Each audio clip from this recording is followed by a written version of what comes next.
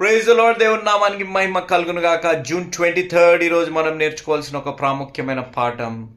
మన జీవితాలు ఏదైనా ప్రయత్నిస్తుంటే ఒకే రీతిలో కాకుండా ఇప్పుడున్న పరిస్థితుల్లో ఇంకొక కొంచెం డిఫరెంట్గా మనం ట్రై చేయడం ఎంతో మంచిది. ఈ పైన ఉన్న వీడియో చూడండి. ఒక కోతి పండు తినడానికి ప్రయత్నిస్తుంది. అది పండు తింటే అది పడిపోతుంది, కానీ అది ఎంత డిఫరెంట్గా ట్రై చేసిందో చూడండి.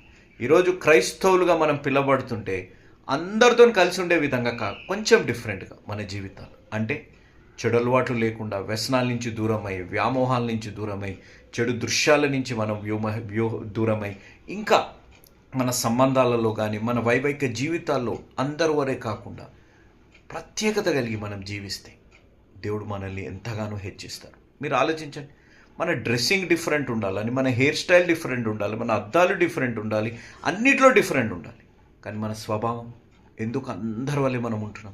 కొంచెం డిఫరెంట్గా ఉండండి. దేవుడు మీ జీవితాలు గొప్పగా మిమ్మల్ని దీవించి ఆశీర్వదించునుగాక. ఆమేన్.